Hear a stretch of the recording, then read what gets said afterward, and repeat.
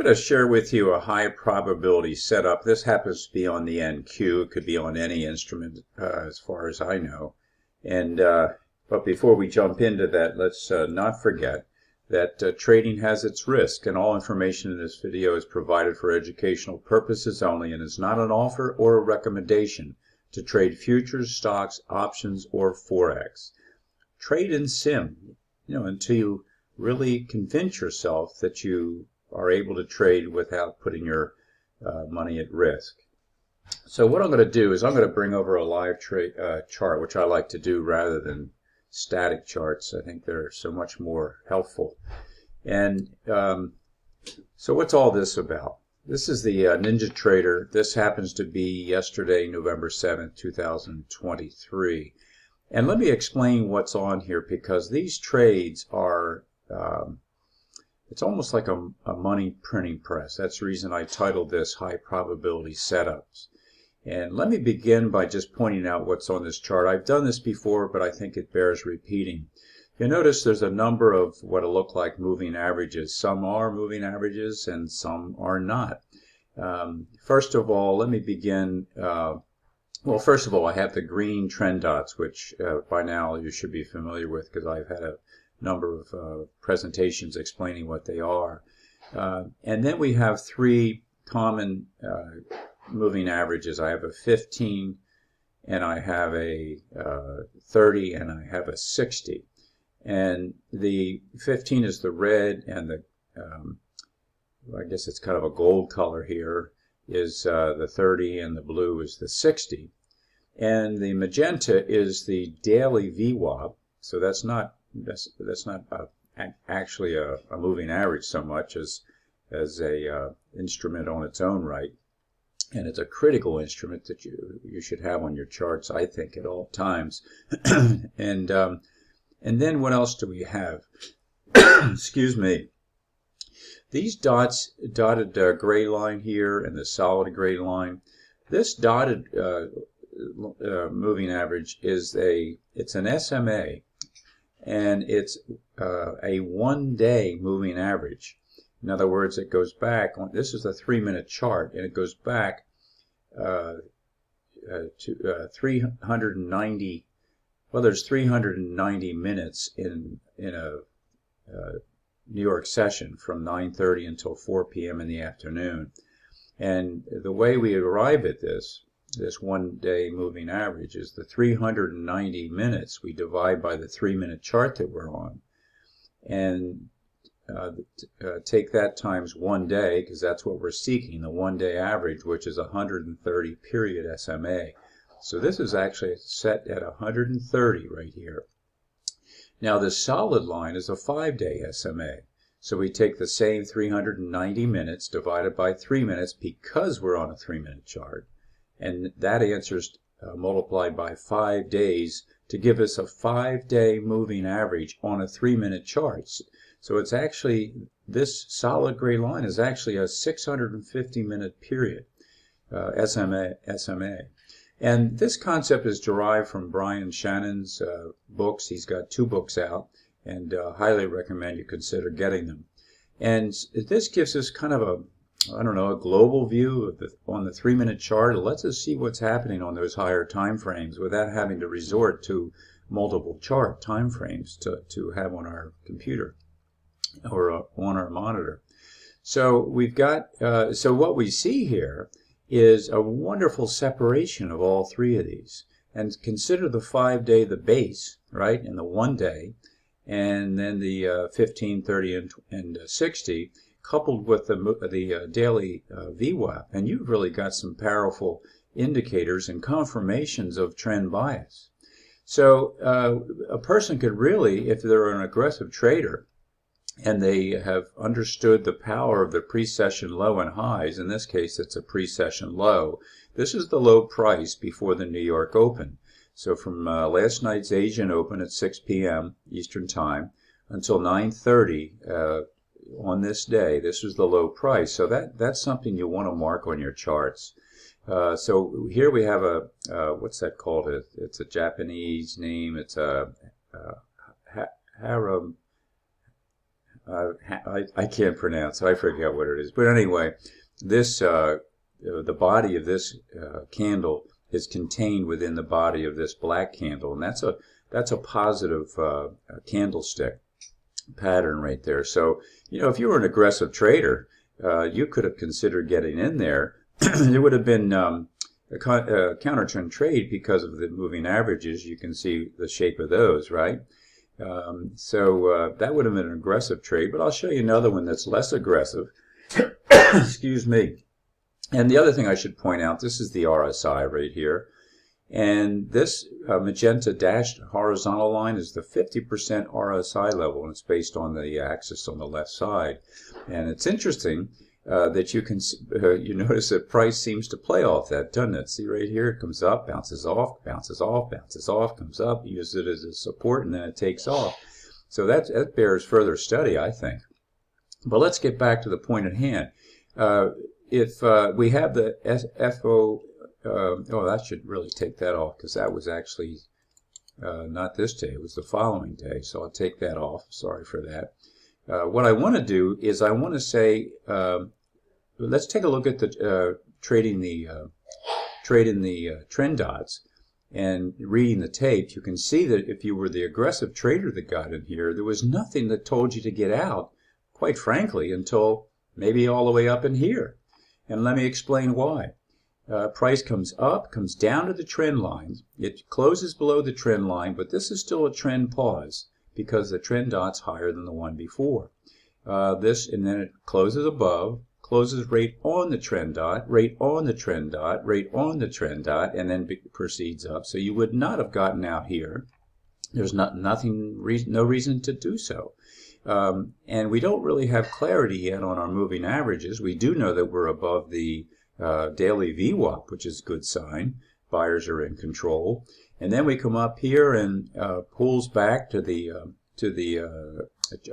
trend dots right here. And it closes really right on the trend dot, so that's not threatening us. Right on the trend dot, right on the trend dot, right on the trend dot. So there's no threat here. You're staying in it. You're staying in it. And you come up here, and then, okay, here we are, New York open at 9:30, right? So you get a down candle, a strong down candle. Of course, it's the New York open. You expect stronger activity. Look at this volume, right? And it pushes down. Now you got to close below the trend dots. And we'll call that even right here. This trend dot maybe is a little bit higher than the prior, which means it could be considered a trend pause. But the point is that basically around here, what we want to see is we want to see an isolated pivot low within the next 3 to 5 candles. Well, we get it real quick. We get one right here. And why? Because this low is lower than this low, and this high is lower than that high and that high. So it's a qualified, fully formed, isolated pivot low. And that represents really localized support in this case. Not a real strong support, but it's I call it a localized support. And it tends to hold price up at that level. And then what we also want to mark is an isolated pivot high, either fully or partial. And we get a partial one right here. And we see we have a high, it's higher than this high, and it's higher than that high. But the low is higher than this low, which is good, but it fails to be higher than this low. That's the reason it's a partially formed isolated pivot high. But I do draw a line there, and I draw a line here. And now I'm waiting to see if price breaks below here, or is it a continuation? Well, what we have is, I'll get into that in a second. What I want to point out here, which is the whole really point of this, I think, is that once I saw this spreading like this, I want to buy it on sale. I don't want to buy it on breakouts. I'd prefer to buy it on pullbacks. Well, we got a beautiful pullback at the New York Open, and that was about 9:45 or 9:40 or so. Came down and just tapped the daily VWAP right there, and then it reversed up. It broke above the trend dots right here, came down, touched closed on the trend dot, but then came up And notice what we got. We got an isolated pivot high right here, so I drew my line. And this price right here broke out above it. So that would have been an opportunity to get in it again or add to your positions. And it's something I want to show you how I might have handled this trade from the get-go. What I do when I open up my trading day is I look at my calculator and I say, okay, there's yesterday there. And I say, what is my risk? If I want to risk 0.5% on my current account balance, what do I want to, in dollars, what do I want to risk? That's $403.22. All right, so that's my risk. So what I do before the market starts is I come over here and I say, okay, 400 and I think I said 403.22, right? And I want to at least do 2 to 1, right? So that'd be $806 as a target, and that would be with one mini contract. So you have to decide whether that's what you want to do. Now I'm going to save this, and I'll just say it's a 2 to 1, just for the sake of speed, I guess, right?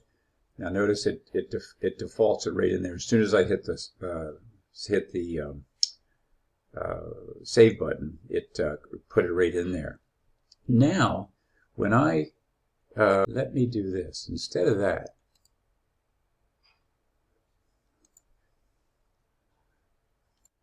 Okay, so if we're going to enter on the tap of this, I'll hit my Control F4 key, which will give me my risk reward tool, and I want to set this to $403 risk, which is right about there. There's 405, and there's our 3 to 1. I have this set at a 3 to 1, so right up here would be our 3 to 1 trade right there, and risking our desired roughly $400 risk there.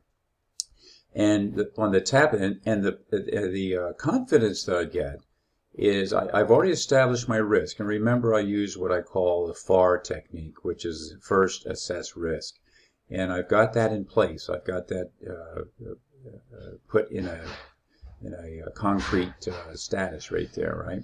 But then I see all these spreading moving averages, and I feel that it's a natural ebb and flow of things. As a matter of fact, just out of curiosity, I'll hit F8, and I'm going to hit the low here, and I'm going to hit the high right there. Right there.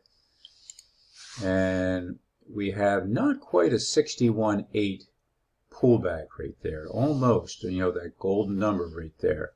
Definitely a 50%, came right down to the 50%. So that gives me some added confluence of the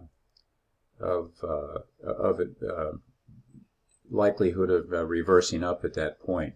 The other thing I could put there as far as determining a target is if I hit F9 and I hit this low again and I go up to this high, which I think is right about there, and I put that on the low, which is right there. This gives me a target of 123.6 up here, so that could be another target if I'm using Fibonacci extensions.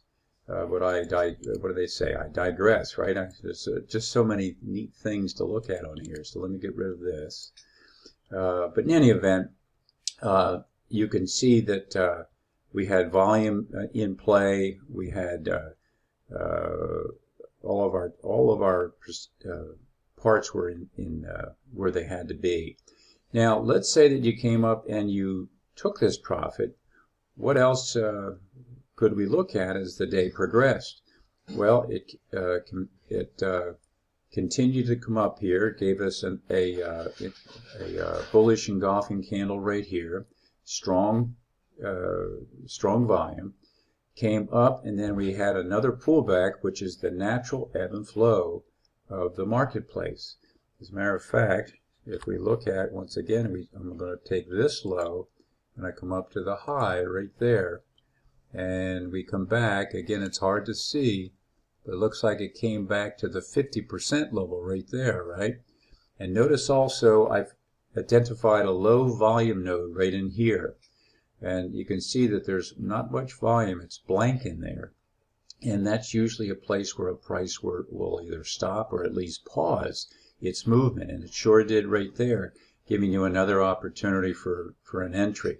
Everything's still bullish. We haven't penetrated and violated our trend dots, not by a long shot. So that could have been another entry right there. So let's take our Control F4 for our reward to risk, and I'm going to say the entry would have been on the tap of my trend dots because that's where I like to do it. So there's our roughly $400 in risk, and so that would have given us another opportunity for $1,200 of profit or so. And again, either you target your profit target, just an absolute number like this, in this case 3 to 1, or trade off the trend dots, because the exit of that. Oh, and by the way, what did it come up and hit? The 50% target based on the Ninjacator initial balance indicator, right? Right up there, a little shy, a little front running there on the part of the big movers and shakers trying to handle this, I guess, us retail traders. So if you're doing the trend dots, here's a strong candle down. I mean, look at that, the size of that volume. And maybe the smart thing to do would have been if you're trading reading the tape, remember the first thing that we do, it pulls down, we look for an isolated high or low, we get one right there, but this is lunchtime, so maybe with this pullback up here, that might have been the time to get out when it tapped our trend dots and then reversed for a bit of time. So I guess in summary, there's a good bit that I covered on here, but the main thing is just look at this. Just study this chart structure. This is a high probability setup, and the key is to look for pullbacks that make sense, that are prudent, that control your risk, and take it to the bank. What else can I say? So I'll pull that off to the side, and I hope it makes sense to you. I certainly thank you for watching and taking the time. But before you leave, take a moment and sign up for those free Indicator of the Month Club. I mean, that's just a great way to save hundreds of dollars and add some of those tools to your arsenal. They're free and normally cost, I think, I don't know, $97 or more. So go ahead and take advantage of that.